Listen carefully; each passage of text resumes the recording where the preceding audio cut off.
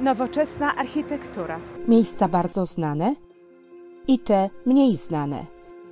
Miejsca tętniące życiem i te tchnące spokojem, a także Punkty widokowe na dachach nowoczesnych budynków.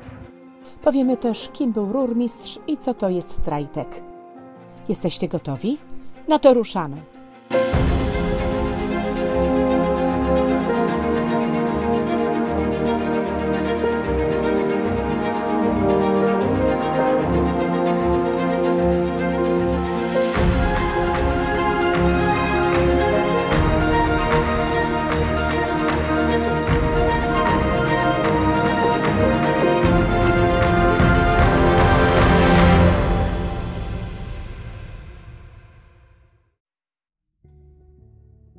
Lublin to bardzo atrakcyjne miasto, a pokazane przez nas w pierwszej części Stare Miasto jest tylko jego niewielkim fragmentem.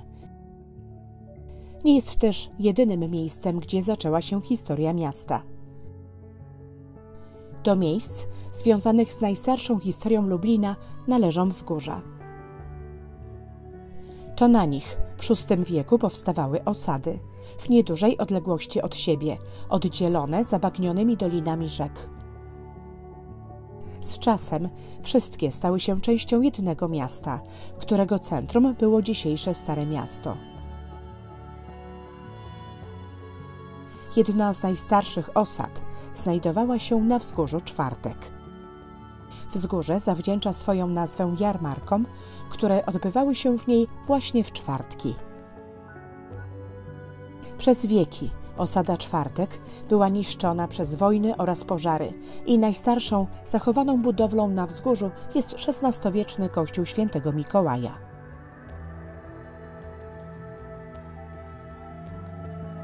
Jego otoczenie to oaza spokoju, miejsce ucieczki od zgiełku miasta, ale także niezły punkt widokowy na inne części miasta, w tym na zamek.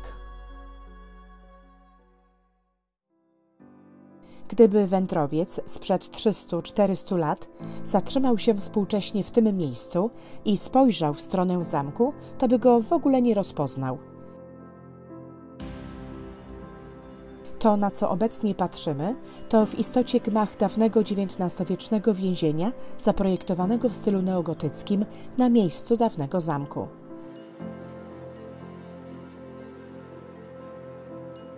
Z dawnego zamku przetrwały dwie cenne budowle. Pierwszą z nich jest najstarszy budynek na wzgórzu zamkowym, donżon, czyli wieża obronno-reprezentacyjna. Powstała ona w połowie XIII wieku na terenie drewnianego grodu kasztelana, założonego pod koniec poprzedniego stulecia przez księcia krakowskiego Kazimierza Sprawiedliwego.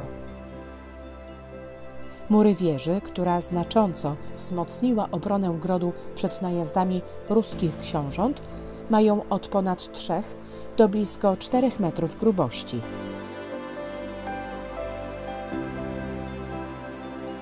Na wysokości około 25 metrów znajduje się taras widokowy.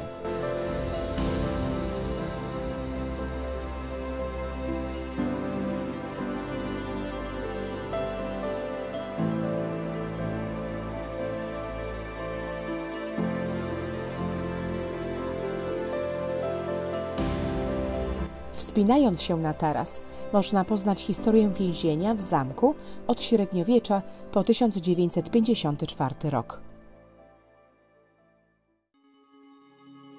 Z XIV wieku pochodzi druga z zachowanych budowli dawnego zamku.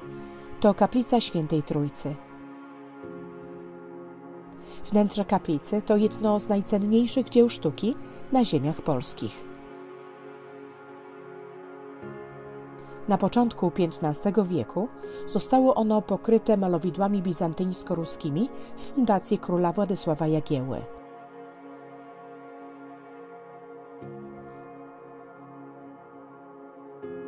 Dolna część nawy i prezbiterium zostały ozdobione dekoracją w postaci kotary, nad nią przedstawiono sceny figuralne o treści religijnej, a na sklepieniu umieszczono postać Chrystusa w otoczeniu symboli ewangelistów i aniołów.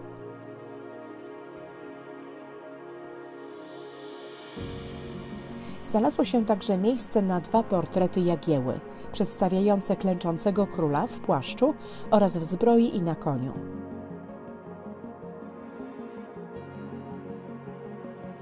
W czasie, gdy powstawała kaplica, zamek powoli przekształcał się z drewnianego grodu w murowaną warownię. Często gościli na nim polscy królowie, jak Kazimierz Wielki oraz królowie z dynastii Jagiellonów. Tu na zamku od Jana Długosza pobierali nauki synowie Kazimierza Jagiellończyka. Jeden z nich, już jako król, Zygmunt Stary, zdecydował o rozbudowie budynku mieszkalnego o nowe reprezentacyjne piętro w stylu renesansowym. Projekt ten wykonał prawdopodobnie sprowadzony tu z Wawelu twórca kaplicy zygmuntowskiej Bartolomeo Berecci. Ówczesny zamek posiadał również ustępy i wodociąg, obsługiwany przez rurmistrza, który pobierał wodę z miejscowej studni, zaopatrzonej w kierat i 2 koła. W tak przebudowanej rezydencji obradował w 1569 roku Sejm, na którym podpisano akt Unii Polsko-Litewskiej. Dobre czasy dla zamku minęły z wojnami XVII stulecia. Najazdy kozackie, szwedzkie, moskiewskie i siedmiogrodzkie doprowadziły do jego dewastacji.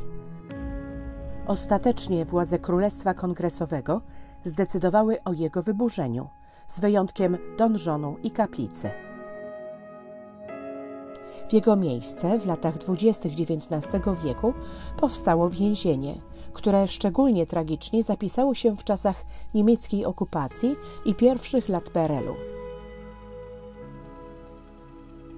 Od 1956 roku w murach tej budowli zostało otwarte muzeum.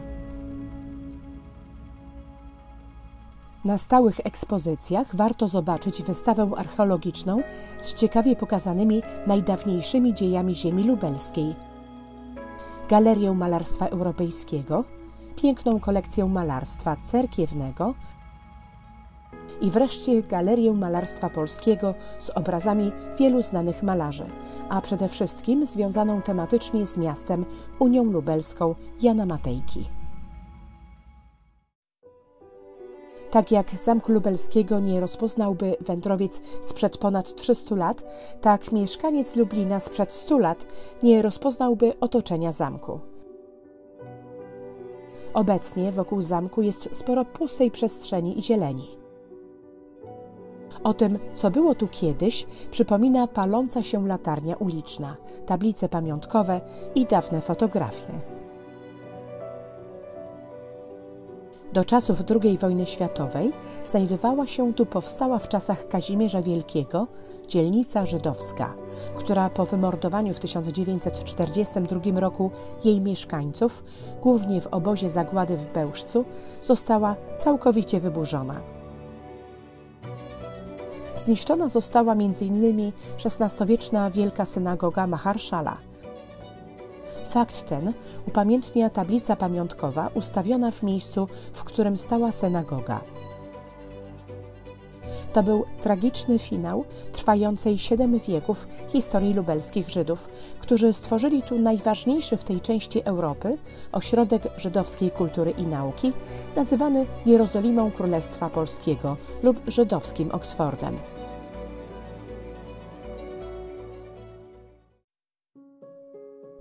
To właśnie w Lublinie Szalom Szachna otworzył jeszivę, która zasłynęła na całą Europę, w której nauki pobierał ważny po dziś dzień dla milionów religijnych Żydów rabin spod krakowskiego Kazimierza, Mojżesz Izerles.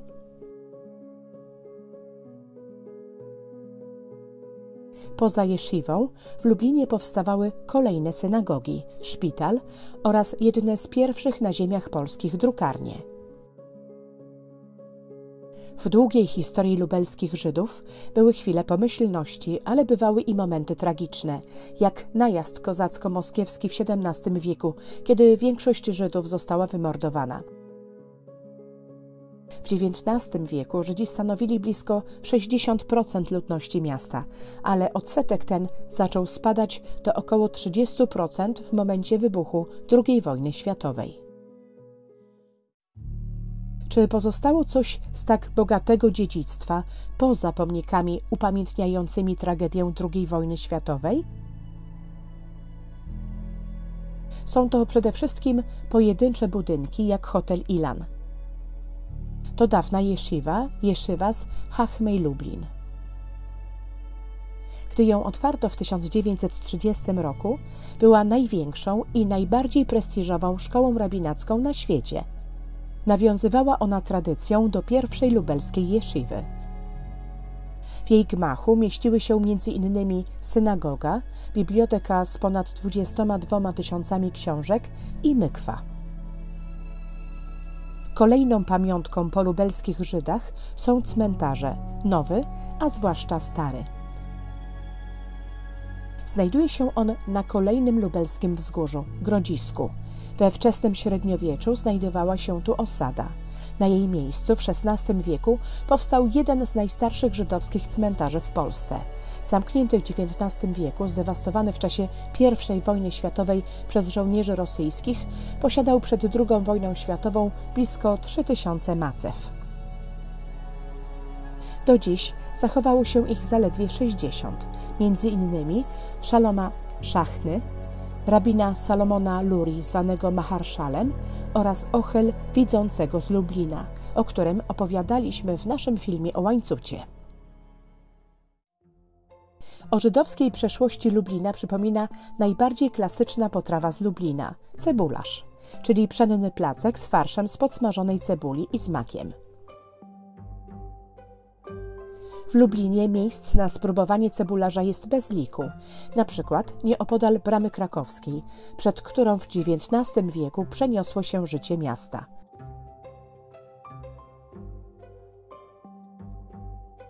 Naprzeciw bramy, przy placu Władysława Łokietka, powstał pod koniec lat 20. XIX wieku nowy ratusz, który spełnia swoją rolę do dziś.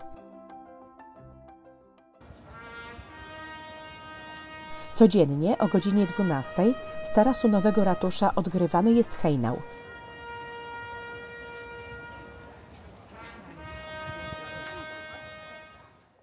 Był on wykonywany w Lublinie z przerwami od XVI wieku. Początkowo można go było usłyszeć z wieży kościoła Farnego, potem z Bramy Krakowskiej, a obecnie z ratusza. Poza godziną 12 można go też usłyszeć podczas ważnych uroczystości i tak też było w naszym przypadku.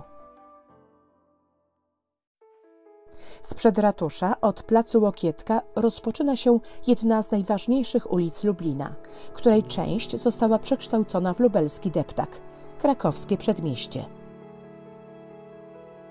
To część dawnej drogi handlowej z Krakowa przez Lublin na wschód. Przy niej w XV wieku powstał najstarszy budynek zachowany do dziś przy krakowskim Przedmieściu – Kościół Świętego Ducha.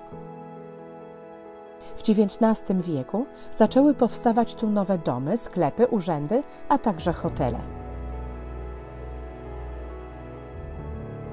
Jednym z nich jest działający do dziś Hotel Europa, dawniej Europejski. Jest on skromniejszą repliką warszawskiego hotelu Europejski. Jednym z najbardziej okazałych budynków przy krakowskim Przedmieściu jest kolejny hotel – Grand Hotel Lublin. Powstał on pod koniec XIX wieku jako gmach kasy pożyczkowej przemysłowców lubelskich.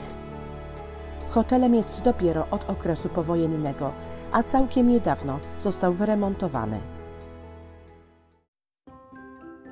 Grand Hotel Lublin to nie jedyny budynek przy krakowskim Przedmieściu, który zmienił swoją funkcję.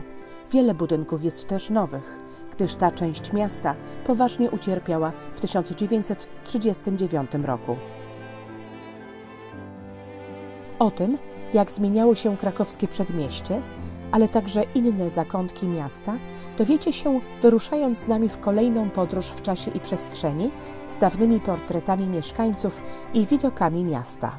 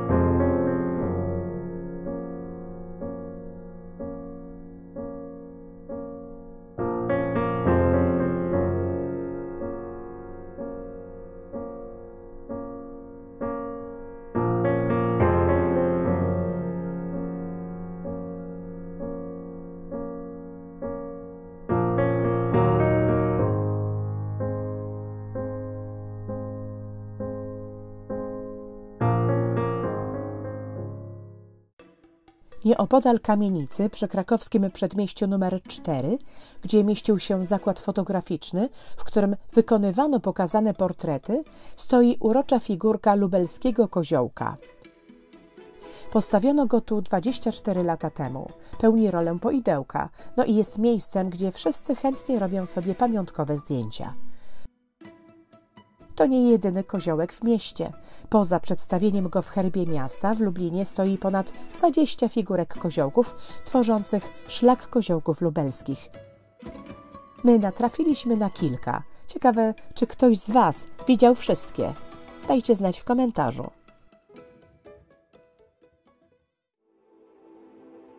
Od koziołka już niedaleko do mającego zaledwie 35 000 m² placu Litewskiego. Powstał on w latach 20. XIX wieku w celu urządzania parad wojskowych i był zwany Placem Musztry. Obecnie jest centralnym miejscem ceremonii państwowych i licznych imprez. Zanim jeszcze powstał plac, według tradycji, właśnie tu obradowała szlachta polska i litewska przed zawarciem Unii. Dla upamiętnienia tego wydarzenia na placu znajduje się pomnik. Ozdobą placu litewskiego jest nowoczesna fontanna oraz 3 pałace.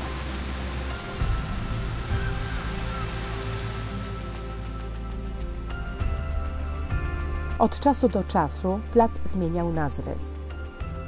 Nosił m.in. imiona Adolfa Hitlera i Józefa Stalina. Pojawiały się też i znikały różne obiekty i budowle.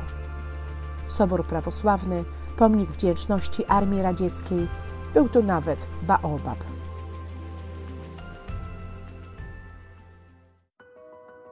Dla odmiany 4 lata temu na placu Litewskim pojawiło się oko. Miejsce, gdzie można rzucić okiem na Wilno, Dublin, Filadelfię, a od niedawna na angielskie Ipswich. Oko to betonowa instalacja z wirtualnymi drzwiami w kształcie koła, które za pośrednictwem łącza internetowego przekazuje obraz między miastami. Początkowo była to tylko stolica Litwy, Wilno, ale z czasem dołączyły inne wspomniane miasta. Po wędrówce długim i ruchliwym krakowskim przedmieściem warto na chwilę poszukać miejsca cichego, wolnego od zgiełku. Takim miejscem jest na pewno niedawno zrewitalizowany Ogród Saski. Ten XIX-wieczny park jest najstarszym parkiem w mieście. Nazwa nawiązuje do warszawskiego Ogrodu Saskiego, gdyż zdaniem ówczesnych Lublinian dorównywał on temu warszawskiemu. Na powierzchni około 13 hektarów założono park w stylu angielskim.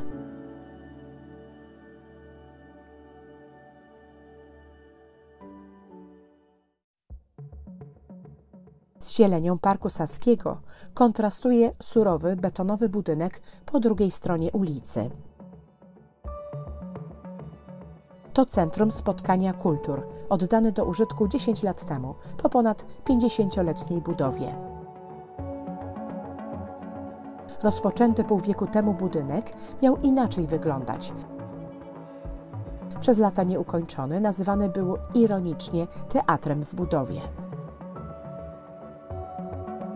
Fragmenty ceglanych nieukończonych ścian i słupów konstrukcyjnych zostały wkomponowane w zupełnie nowy obiekt.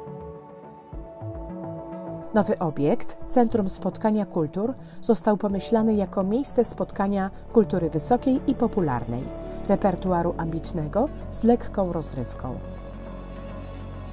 W jego surowym wnętrzu mieści się sala koncertowa na ponad 1000 miejsc, przystosowana do wystawiania opery, ale i koncertów jazzowych.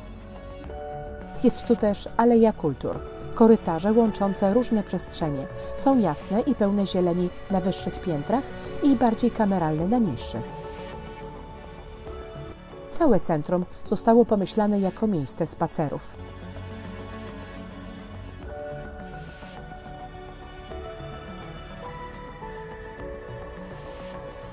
Na dachu budynku mieści się ogród z drzewami, warzywnikiem i kwiatami, a także szklany taras widokowy.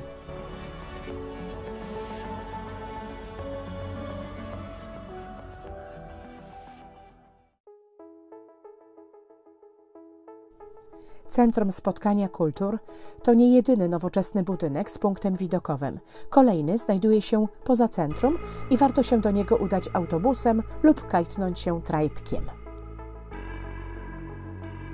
Tym oddalonym od centrum miejscem jest dworzec Lublin Metropolitalny.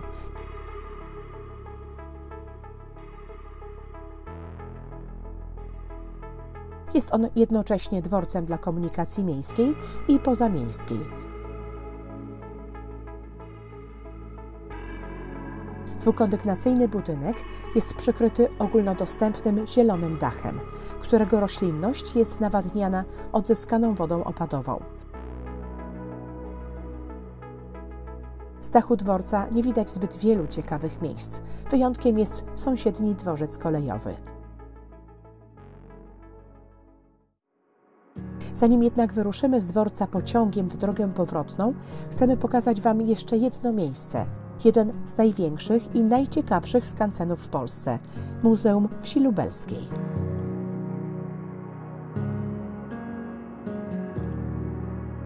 Jego obszar jest tak rozległy, że jedna wizyta nie wystarczy i dlatego przy ograniczonym czasie warto wybrać tylko jeden fragment. Skansen jest podzielony na sektory pokazujące zabudowę i przedmioty związane ze zwyczajami, obrzędami i codziennym życiem we wsiach różnych regionów Lubelszczyzny, a także we dworach i miasteczkach. Nasza wizyta w muzeum była związana z realizowaniem filmu o miastach i miasteczkach Lubelskiego, dlatego tym razem wybraliśmy część poświęconą typowemu miasteczku.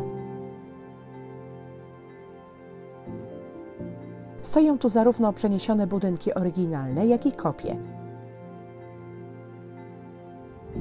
Jest tu ratusz, dom burmistrza, strażacka remiza, salon dentystyczny, fryzjer, restauracja, jak i sklep z towarami kolonialnymi. Wnętrza są pełne autentycznego wyposażenia i pozwalają wyobrazić sobie codzienne życie ich mieszkańców. Nie dziwi, że lubelski skansen został wykorzystany do powstania wielu filmowych produkcji.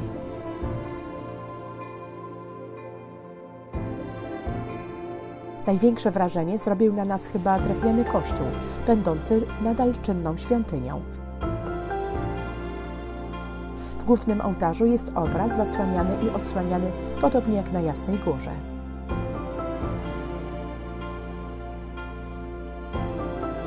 Czas w skansenie biegnie nieubłaganie i niestety pora kończyć wizytę. Nasz film o Lublinie nie jest jednak pożegnaniem z województwem lubelskim. Już niedługo zaprosimy Was do zaskakującego Chełma. Jeżeli interesują Cię podróże po Polsce z historią w tle i chcesz dowiedzieć się, co naprawdę warto odwiedzić, zasubskrybuj nasz kanał i dołącz do nas na Facebooku i Instagramie. Linki znajdziesz w opisie tego filmu. Do następnego odcinka. Dzięki za uwagę.